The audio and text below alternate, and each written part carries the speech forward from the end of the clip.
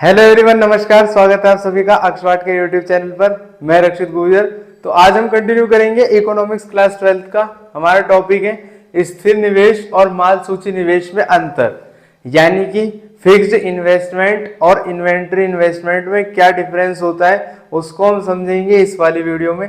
इससे पहले की वीडियोस में हमने समझा था कि इन्वेस्टमेंट किसे कहते हैं और इन्वेस्टमेंट के कितने कंपोनेंट्स होते हैं। ये दोनों इन्वेस्टमेंट के कंपोनेंट्स है, यानी कि निवेश के दो घटक होते हैं, स्थिर निवेश और माल सूची निवेश। तो दोनों के बारे में हम पहले डिस्कस कर चुके हैं। इस वाली वीडियो में हम ये समझेंगे कि इन दोनों में क्या क्या डिफरेंस होता है जो मेनली पूछा जाता है। तो स्टार्ट करते हैं वीडियो को।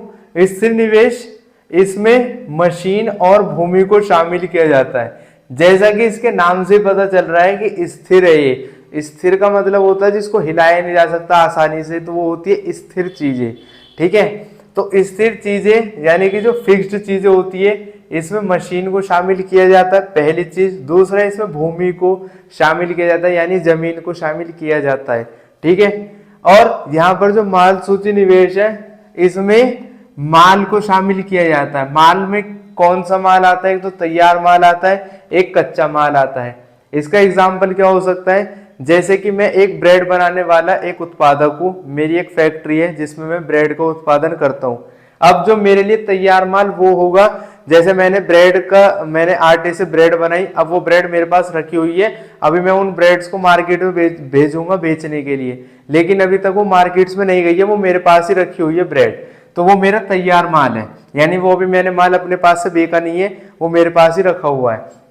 तो तैयार माल को शामिल किया जाता है माल सूची में। और कच्चे माल को, कच्चे माल में क्या आएगा? जैसे ब्रेड बनाने के लिए हमें आटा की जरूरत होती है, मैदे की जरूरत होती है, पैकेट्स की जरूरत होती है पैक करने के लिए, और जो उसमें मतलब टेप वगैरह करने के लिए, पैकिंग करने के लिए जो भी सामान की जरूरत होती है, वो कच्चा माल इसमें शामिल होता है। तो यानी कि इसमें तैयार माल और कच्चे माल को शामिल किया जाता है माल सूची निवेश में।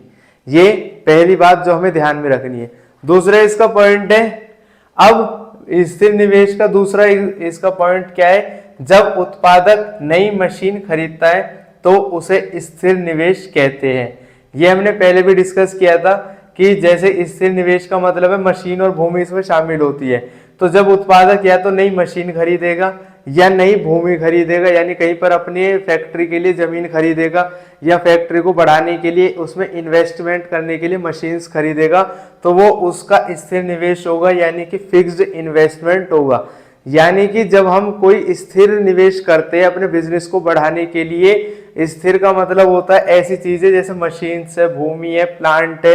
जब हम ऐसी चीजों को खरीदते हैं जिससे हमारा बिजनेस बढ़ता है तो वो स्थिर निवेश होता है। निवेश का मतलब मैंने पहले आपको बता दिया है कि निवेश का मतलब क्या होता है। जब हम अपने बिजनेस को ग्रो करने के लिए कुछ पैसा खर्च करते हैं और उस पैसे से हम कुछ सामान खरीदते हैं। सामान दो तरीके के होते हैं, एक ये स्थिर वाला सामान, एक ये कच्चे माल वाला सामान।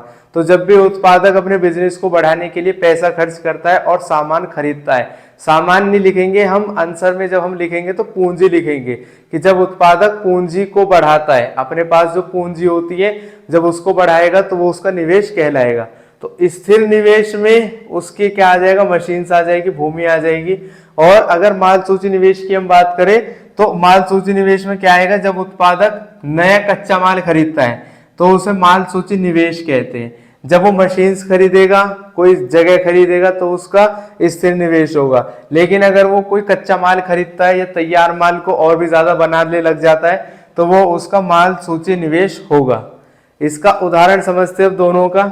स्थिर निवेश का उदाहरण क्या होगा? जैसे एक उत्पादक है जिसके पास 10 मशीनें हैं।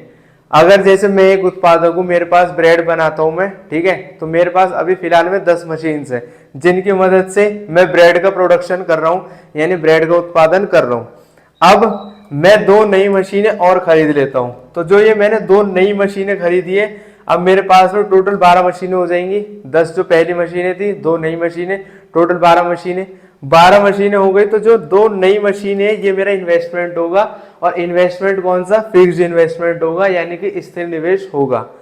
ठीक है, जब मैं 2 नई मशीनें खरीदूंगा, उनकी मदद से ब्रेड का प्रोडक्शन करूंगा, तो जो 2 नया मैंने सामान खरीदा है अपने बिजनेस को बढ़ाने के लिए, ये मेरा स्थिर निवेश होगा, यानी फिक्स्ड इन्वेस्टमेंट होगा। इसके अलावा इसका एग्जाम्पल हो जाएगा, एक उत्पादक 30 किलो नई चीनी खरीदता है। जैसे मेरे पास में 80 किलो चीनी का स्टॉक है अभी, जिन 80 किलो चीनी और 50 किलो आटा है जिनकी मदद से मैं ब्रेड बनाऊंगा, ठीक है। या जैसे जिनकी मदद, ब्रेड नहीं, जैसे चीनी है और आटा है उसकी मदद से मैं बिस्किट बनाऊंगा, ठीक है। तो मेरे पास में भी 80 किलो चीनी है, 50 किलो मेरे पास आटा है, अब मैं इसका इस्तेमाल करके बिस्किट बनाऊंगा। लेकिन मैंने सोचा कि अब मैं अपने बिजनेस को बढ़ाऊंगा और इसमें कुछ इन्वेस्ट करूंगा, तो इन्वेस्ट करने के ध्यान से मैंने 30 किलो नई चीनी और खरीद ली। तो जब मैं 30 किलो नई चीनी खरीदूंगा तो ये चीनी क्या है, कच्चा माल है। तो जब हम कच्चा माल खरीदते हैं, कच्चे माल में बढ़ोतरी करते हैं, उसमें वृद्धि करते हैं, तो वो हमारा माल सूची निवेश के अंतर्गत आता है, यानी कि वो माल सूची निवेश होता है। तो ये थी हमारी वीडियो। आई होप आपको पसंद आया होगा, समझ में आया होगा जो कॉन्सेप्ट मैंने समझाया है। इसी के साथ मिलते हैं अपनी नेक्स्ट वीडियोस में।